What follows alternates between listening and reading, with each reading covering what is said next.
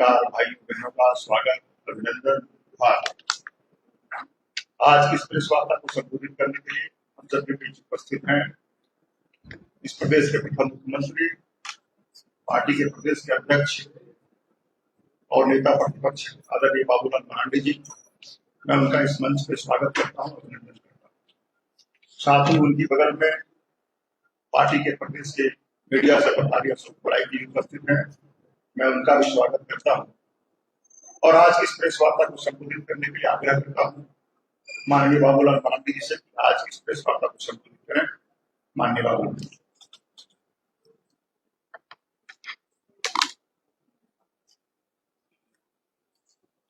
चले भाई, बहुत बहुत धन्यवाद, आप सबका स्वागत है।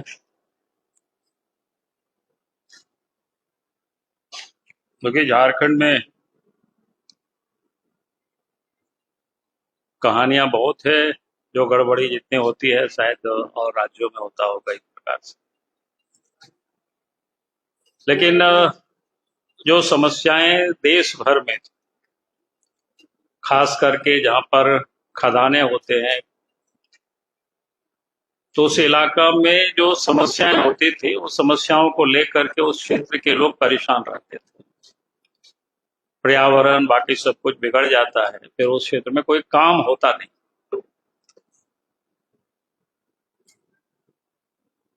और सरकार उस ओर ध्यान नहीं देती थी, राज्य सरकार भी उसको लेकर के फंड की रोनावर होते रहते थे। क्योंकि 2014 में इस देश में नरेंद्र मोदी जी के नेतृत्व में सरकार बनी। नरेंद्र मोदी जी प्रधानमंत्री बनने के पहले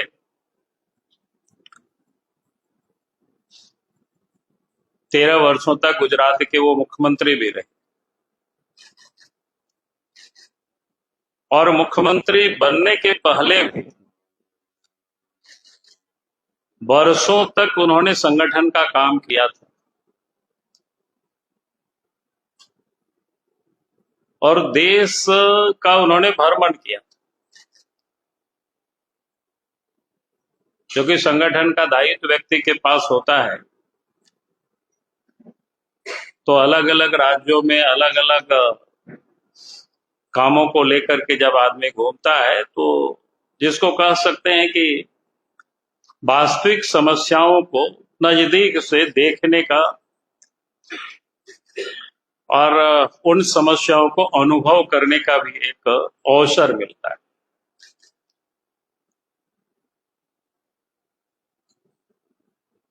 थोड़ा लंबा होगा, लेकिन एक दो बात मैं कहूंगा कि आप सबने देखा होगा कि इस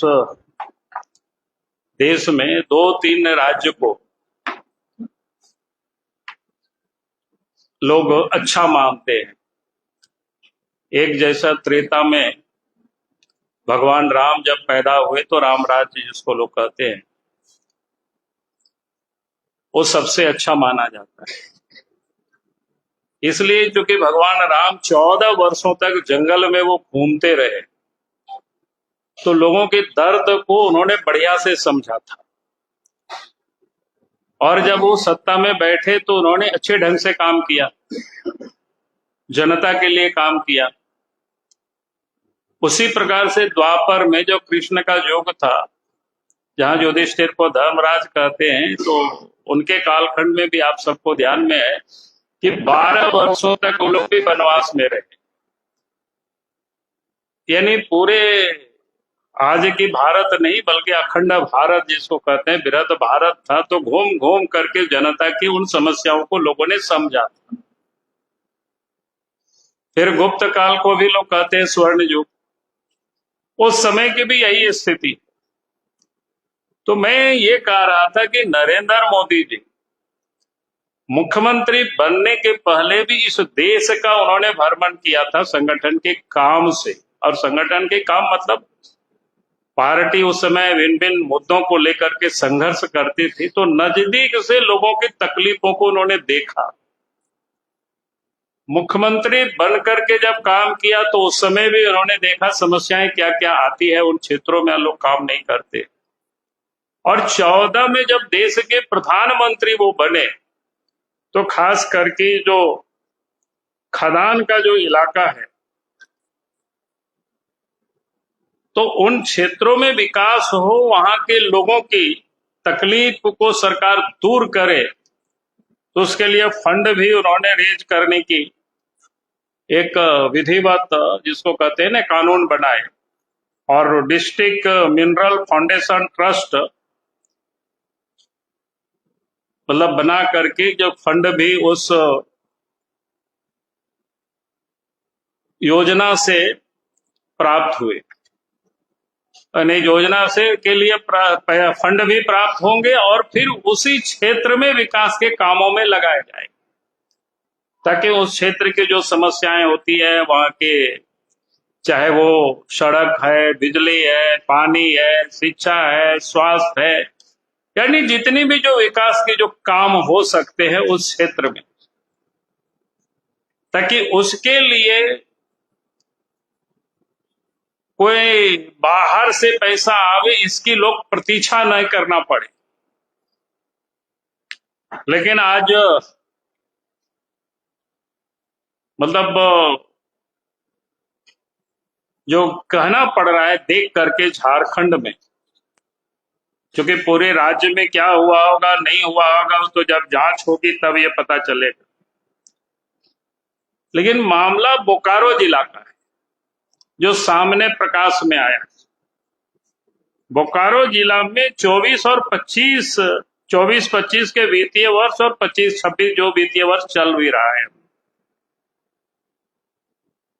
तो इस मतलब 2024 का जो वित्तीय वर्ष प्रारंभ होता है और वो समाप्त भी हो गया 24-25 का वित्तीय वर्ष, और 25-26 इस समय जो करंट जिसको कह सकते हैं ईयर है, तो इसमें से 631 करोड़ रुपया 631 करोड़ रुपया उसमें से मतलब निकाल लिए गए, और निकाल लिए गए तो कई एक प्रकार के उसमें से काम को उन्होंने बताया, कई कंपनियों को इन्होंने दिया अलग अलग, क्योंकि पूरा यहाँ डिटेल में आप सबके सामने को हो तो शायद काफी लंबा समय लगेगा। बाद में हम आप सब लोग ले लेंगे, ऐसी पूरा क्या बोलते हैं उससे संबंधित जो फाइल है वो 205 पृष्ठ का है। तो हमने पाठक जी को भेज दिया है 205 उसका क्या बोलते हैं पीडीएफ में, लेकिन कुछ चीजों को मैं यहाँ उदाहरण देना चाहूंगा ताकि आप सब लोगों को यह समझ में आना चाहिए। एक तो जैसे 46 पंचायतों में जनरेटर की आपूर्ति की गई, 46 पंचायतों, उसमें से दर है 7,97,526 रुपया प्रति जनरेटर के हिसाब से, 7,97,526 रुपया प्रति जनरेटर के हिसाब से, ये पंचायत भवन में। उसके हिसाब से जो कुल राशि होता है 3,66,86,200 रुपया।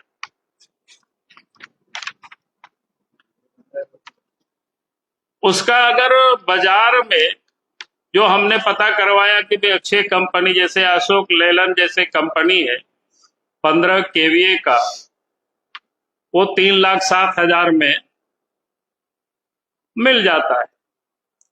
किर्लोस्कर कंपनी का 4,02,000 में मिल जाता है।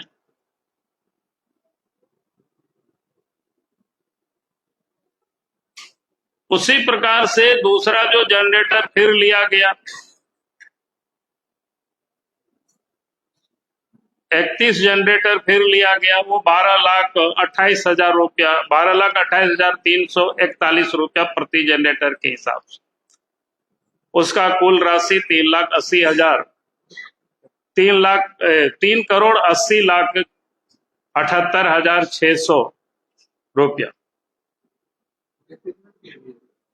अब ये नहीं, केवीए का इसमें नहीं है, वो तो जांच होगा तब पता चलेगा। मैंने कहा कि स्कूल में, पंचायत भवन में तो कोई जनरेटर, ये क्या बोलते हैं, बड़ा बड़ा की जरूरत भी नहीं रहता है।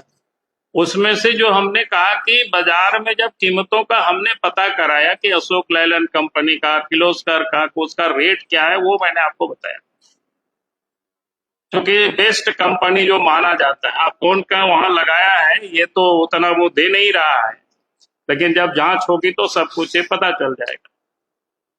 तो कहने का अर्थ है किस प्रकार से पैसे की लूट हुई है, ये इसका एक छोटा सा नमूना है। उस प्रकार की फिर कई एक मतलब एजेंसी को भी दिया है, जैसे डिजिटल मैट्स खरीदा है आंगनबाड़ी, 1666 आंगनबाड़ी केंद्र के लिए डिजिटल मैट्स। जो डिजिटल मैट्स होता है ना, हम लोग योगा वोगा करते हैं, शायद बच्चों के लिए, हमने देखा नहीं है, जो लिखा हुआ था डिजिटल मैट तो मैं वही समझता हूँ। बाकी आप लोग मत समझिएगा कि भाई हमने कोई देखा है डिजिटल मैट्स। तो उसकी कीमत, मतलब जो इतना जो परचेज किया है, प्रति डिजिटल मैट्स की कीमत 1,25,788 रुपया। ये कुल मिलाकर के 20,95,52,808 रुपया। अब कौन वहां खरीदा है, क्या खरीदा है पता नहीं, लेकिन बाजार में जो और हमने पता किया कि भाई कौन कौन मेट्स का क्या कीमत होता है, जैसा फर्स्ट CRY 3,500 रुपया उसका मूल्य है। ए टोरेस 7,614 रुपया मूल्य है। तो इस प्रकार से अगर हम कह सकते हैं कि भाई 19 करोड़ से भी कहीं अधिक भुगतान कर दिया गया है इस मैट्स की खरीदारी। उसी प्रकार से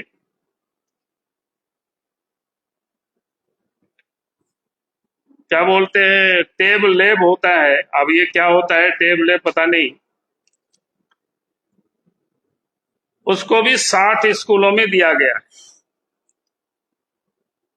उसका 8,30,130 रुपया प्रति यूनिट के हिसाब से कुल 4,98,07,800 रुपया।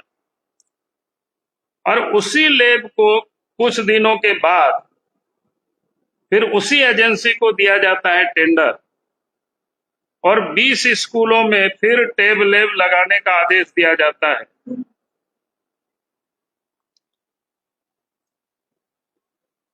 जब इस टेब लेब का भी जब हमने पता कराया कि और भी कौन कौन कंपनी है, तो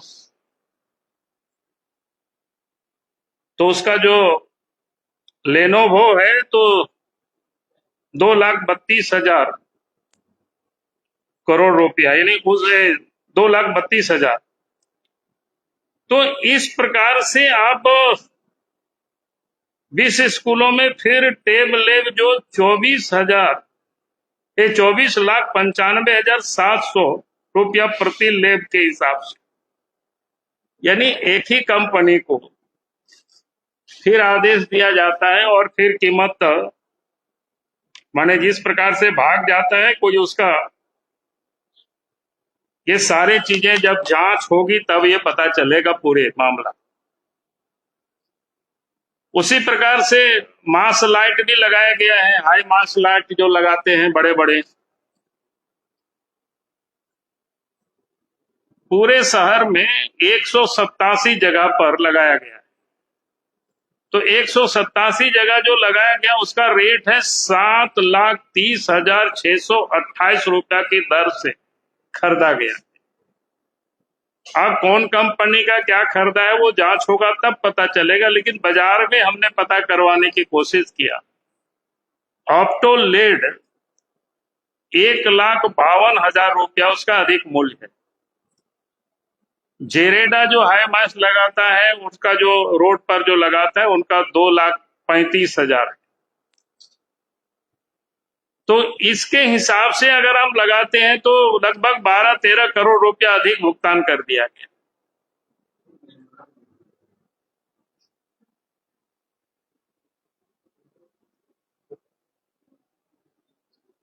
मैंने ये अपने आप में, फिर लेड वैन वगैरह की उपयोगिता क्या है पता नहीं। एलईडी जो वैन होता है इसकी उपयोगिता क्या है, इसका क्या बोलते हैं उसको, डीएमएटी फंड का उसमें उपयोग किया जा सकता है नहीं किया जा सकता है, उसका भी जो पूरा नियमावली रूल्स है आप सब लोग उसको भी अध्ययन कर सकते हैं बढ़िया से, नेट में सब कुछ उपलब्ध है। उसमें 16 सेट खरीदा गया है। प्रति जो पिकअप यन में उसको लगाया गया निर्धारित दर उसमें से 18,72,266 रुपया प्रति सेट के हिसाब से। और उसमें से भुगतान किया गया 2,99,56,256 रुपया। बाजार में जो उसका मूल्य है सामान्यतः जो हम लोग कोशिश किए हैं पता करने का ये कैसे मिलता है, तो 7,60,000 से लेकर के 8.5 लाख रुपया तक प्रति यूनिट। पहली बात तो मैंने कहा कि एलईडी बीन की जरूरत है कि नहीं है, या उसमें लगाना कि नहीं लगाना, ये अपने आप में सोचने वाली विषय है। उसी प्रकार से 967 सरकारी विद्यालयों में ताड़िक चालक भी लगाया गया। अब उस ताड़िक चालक में अलग अलग अगर आप देखें तो ये भी बड़ा आश्चर्य लगता है। जैसे पहला टेंडर निकाला 75 स्कूलों के लिए तो 4,80,000 रुपया। दूसरा टेंडर 75 स्कूलों के लिए 5,37,600 रुपया। तीसरा टेंडर 470 स्कूलों में 1,80,000 रुपया। चौथा टेंडर 150 रुपया 150 सरकारी स्कूलों में 3,12,000 रुपया। पांचवा टेंडर 75 सरकारी स्कूलों में 5,40,000 रुपया। छठा टेंडर 50 सरकारी स्कूलों में 1,80,000 रुपया। और सातवां टेंडर 72 सरकारी स्कूलों में 1,80,000 रुपया। यानी 7 टेंडर के माध्यम से 17,40,60,600 रुपया का भुगतान किया गया। बाजार की जो दर को पता करने की कोशिश किए तो कार्ले कंपनी का जो ताड़िक चालक है तो 32,000 रुपया प्रति यूनिट उसका अधिकतम रेट है। अगर उसको हम मानते हैं तो कह सकते हैं कि भाई 15 करोड़ रुपया अधिक का भुगतान हुआ।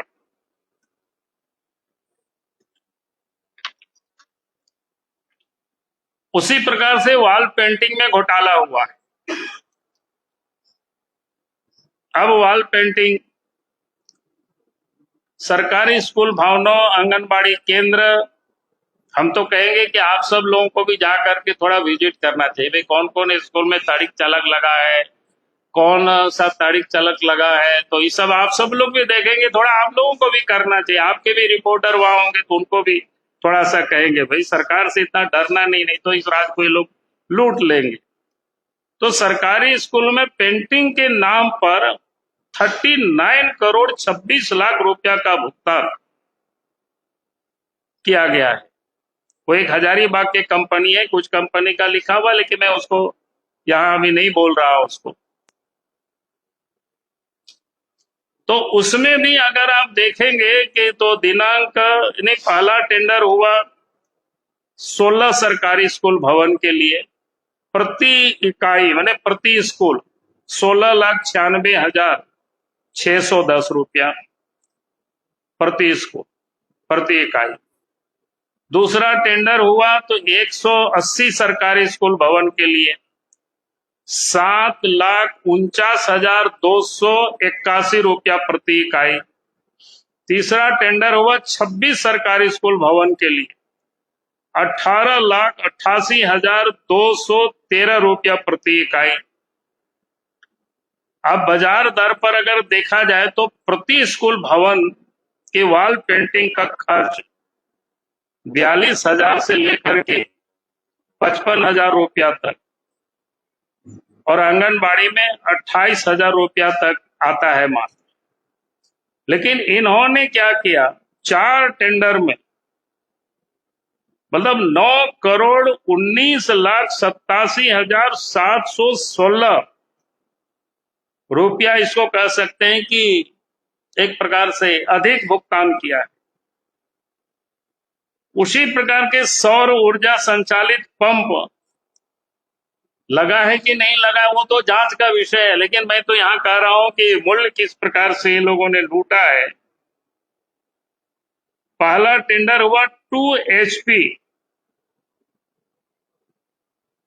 माने पंप सेट है सौर ऊर्जा से जो संचालित होता है, 2 HP 18 जगह का प्रति यूनिट 7,61,980 रुपये।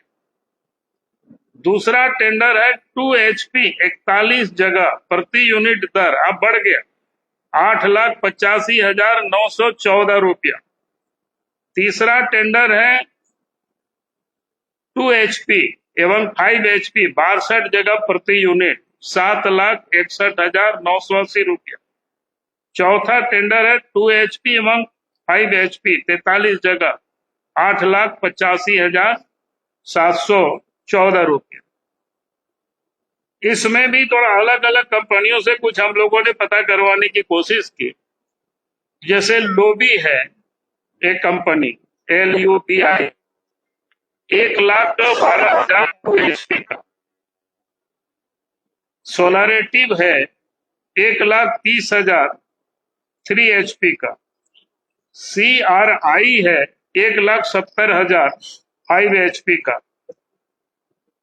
तो इस प्रकार से आप देखेंगे तो यहाँ 13,53,35,818 रुपया का भुगतान किया है। यानी बाजार का जो मूल्य है उससे भी 6 से 8 गुना अधिक कीमत में लगाया गया। फिर आप देखेंगे स्कूलों में मॉड्यूलर किचन के नाम पर भी बहुत बड़ा घोटाला हुआ है। मॉड्यूलर किचन क्या है, प्रति स्कूल पहला टेंडर हुआ है 73,71,228 रुपया। दूसरा टेंडर हुआ है प्रति स्कूल 65,57,240 रुपया। तीसरा टेंडर हुआ है 69,08,714 रुपया। चौथा टेंडर हुआ है 72,20,164। पांचवा टेंडर हुआ है 59,64,000 प्रति स्कूल। यानी एक ही काम और सामान्य के लिए 7 दिन के अंदर न्यूनतम 59,54,000 और अधिकतम 73,00,000 इतना भुगतान किया गया। बाजार दर की पता करने की कोशिश की है कि भाई उसका मॉड्यूलर का किचन को जो बनाता है उसमें से तो 6 से 8 लाख रुपया प्रति स्कूल लग सकता है। और जितना लगाए तो उतना में तो लगता है कि नया नया बढ़िया बढ़िया बिल्डिंग बन जाएगा चक्कर में तो चले। उसी प्रकार से स्मार्ट मॉडल स्कूल में अपग्रेडेशन किया है, उसमें भी वैसे ही हुआ है। पैसा इन सारे चीजों में लगाना कि नहीं लगाना है वो DMT फंड का वो अलग विषय है। कहां कहां लगाना चाहिए, प्रायोरिटी हमें कहां देना चाहिए और कहां ये लोग कर रहे हैं। तो हमने कहा कि भाई ये जो मॉडल स्कूल अपग्रेडेशन में यानी 4 वर्क ऑर्डर दिया है। जिसके माध्यम से 11,92,93,775 रुपया खर्च किया गया। 4 टेंडर में एक समान कार्य के लिए निर्धारित खर्च से अधिक राशि खर्च की गई है। यानी सब जगह यहाँ भी उसी प्रकार से अलग अलग है। पहला टेंडर 2,37,24,147 से 4 विद्यालय के लिए। दूसरा टेंडर 4,59,88,638 रुपया 4 विद्यालय के लिए। तीसरा टेंडर 4,28,25,497 रुपया 3 विद्यालय के लिए। और चौथा टेंडर 66,55,500 रुपया 1 विद्यालय के लिए। यानी मॉडल स्कूल अपग्रेडेशन में प्रति विद्यालय का खर्च अपग्रेडेशन में 5 से 6 लाख 6.5 लाख रुपया आता है। लेकिन यहाँ 12 आवासीय स्कूलों में जो अपग्रेडेशन में 11,93,00,000 रुपया खर्च कर दिया गया। उसी प्रकार से छात्रों के लिए कोचिंग, कौशल विकास, प्लेसमेंट माने नियोजन में भी बड़ा घोटाला हुआ है।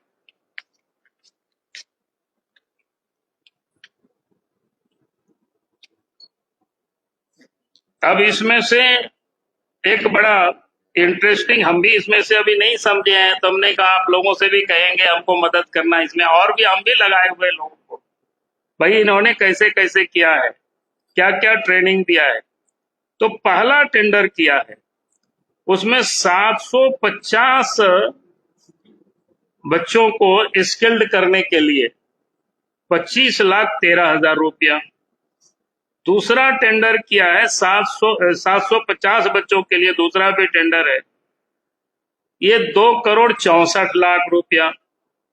तीसरा टेंडर किया है 600 बच्चों के लिए 2,20,00,000।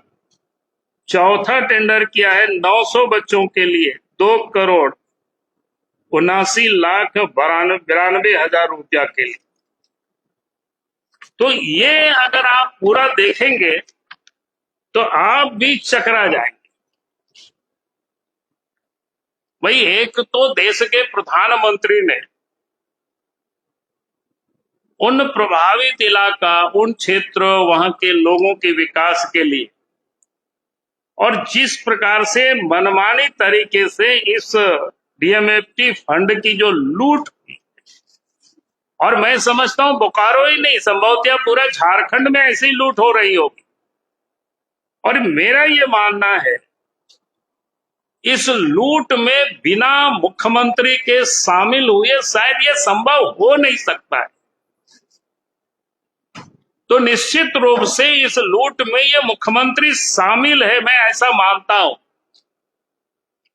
और इसका पर्याप्त कारण है कि कोई भी एक अफसर इतना बेखौफ होकर के और इस प्रकार की घोटाला कर रहे हैं, इस प्रकार के लूट कर रहे हैं, तो इतना बड़ा घोटाला और इतनी बड़ी लूट बिना राज्य के मुख्यमंत्री के सहमति से संभव ये नहीं हो सकता है। तो इसलिए मैं कहता हूं कि भैया जो अधिकारी और मुख्यमंत्री ये सब मिली भगत से ही ये काम हुआ है। और इसकी अगर सच कहा जाए तो इस प्रकार की लूट हो रही है तो इसकी सरगना कौन हो सकते हैं? राज्य के मुख्यमंत्री हो सकते हैं इसके। और इतनी बड़ी पैसा की जब लूट होती है तो निश्चित रूप से ये सीएम के तिजोरी तक ये पैसा गया होगा, क्योंकि उनके बिना संरक्षण के इतनी बड़ी लूट ये कैसे संभव हो सकता है। क्योंकि डीएमईटी फंड गरीबों के लिए था, इसका उपयोग खनन प्रभावित इलाकों में स्कूल, अस्पताल, सड़क, पानी आदि जैसे योजनाओं में लगानी थी। और मुख्यमंत्री ने इसको समझे अपना एटीएम समझ लिया ये डीएमएफटी फंड को एटीएम की तरह यूज किया और अफसरों को एटीएम क्या बोलते हैं पैसा निकालने के लिए लगाया। इसको यही आप कह सकते हो। ये गरीबों के विकास का ये पैसा है, बच्चों की पढ़ाई का पैसा है, बीमारों को इलाज का पैसा है। ये सब मुख्यमंत्री ने मिल करके और भ्रष्ट अफसरों लोगों से मिल करके इसको लोगों ने लूटा है। और इसीलिए हम मांग करते हैं कि इस पूरे मामले की जांच सीबीआई से कराई जाए, तभी ये मामला सही सही जांच हो पाएगी। क्योंकि नहीं, पहले तो वहीं से बात शुरू होगी, तो वहां जब जांच पूरी होगी तो फिर बाकी भी जांच होगी, इसका मतलब बाकी जगहों पर भी। लेकिन मैंने वहां का पहले कहा कि जहां से गड़बड़ हुई है जांच वहीं से शुरू होता है। क्योंकि राज्य की कोई भी एजेंसी इसको जांच नहीं कर सकती है। जिस राज्य, जिस गड़बड़ी में, जिस घोटाला में जहां सरकार इन्वॉल्व हो, तो वहां आप कैसे उम्मीद कर सकते हैं कि उनके बाकी एसीबी या कोई अफसर जांच कर लेगा और उसमें से दोषी के ऊपर कार्रवाई कर सकते हैं? तो ये संभव ही नहीं हो सकता है। और इसीलिए हमने कहा कि भाई इस जांच को सीबीआई से करानी चाहिए। अगर वास्तव में राज्य सरकार अपने आप को, मुख्यमंत्री इसमें कहीं इन्वॉल्व नहीं है, दोषी नहीं है, तो पूरे मामले की जांच सीबीआई को सुपुर्द कर देनी चाहिए। और नहीं तो भारतीय जनता पार्टी इस घोटाला के विरोध में लड़ाई हम लड़ेंगे, सदन में भी और सड़क पर, और इस मामले को हम जांच कराएंगे। क्योंकि मामला डीएमएफटी फंड का है, ये कानून के तहत हुआ है और उसमें ये प्रावधान भी किया हुआ है, केंद्र सरकार भी इसको जांच कर सकती है विभाग को।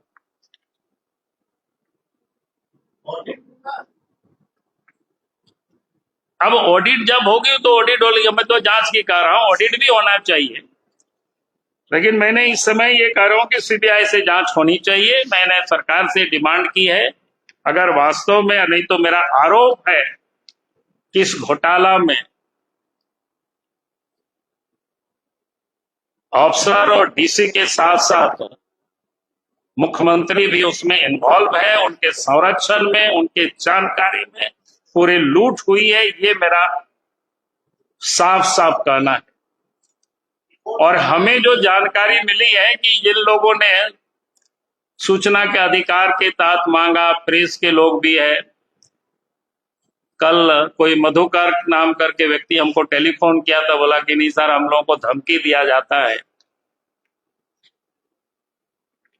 तो मैं सरकार से कहूंगा कि किसी को भी अगर धमकी देने की काम करेंगे तो पार्टी पूरी तरह से उन लोगों के साथ खड़ी है जो लोग अन्याय के खिलाफ लड़ने के लिए, जो लोग आगे आ रहे हैं।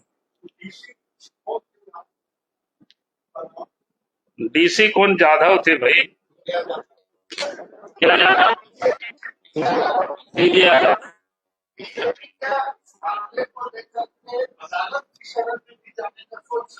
नहीं, मैं अदालत की अभी नहीं सोच रहा हूं। अभी तो मैं सड़क पर ही लड़ने की और जो जांच की जो प्रोसेस है, मैं उसी के बारे में मैं अभी सोच रहा हूं।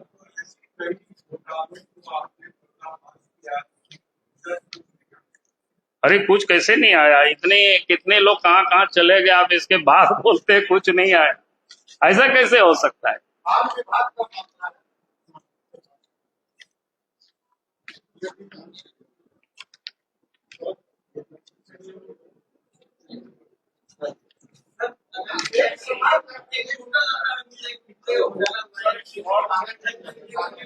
अरे हमने पहले कहा ना, 631 करोड़ रुपए से निकालते हैं तो उठा नहीं है।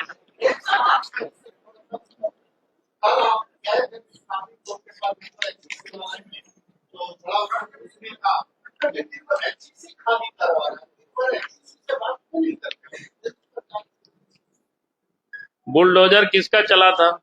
HEC ने चलाने को कहा। राज्य सरकार ने चला रही। राज्य सरकार का काम है लोगों को व्यवस्थित करना। HEC अगर मैंने क्या कहा? राज्य सरकार का काम है।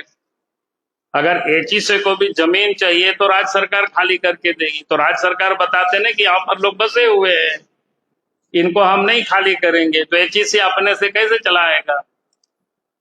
और मैं तो वहां भी कहा था कल कि भाई वहीं पर पीछे इतनी जमीन पड़ी हुई है, तो जितनी परिवारों के घर है उसको वहीं पर बढ़िया से सुंदर सा घर बना करके लोगों को दे देता। मैं कह रहा हूँ HEC लोगों को नहीं क्या कहते हैं पुनर्वास नहीं कर सकती। HEC का काम ये नहीं है, राज्य सरकार का काम है।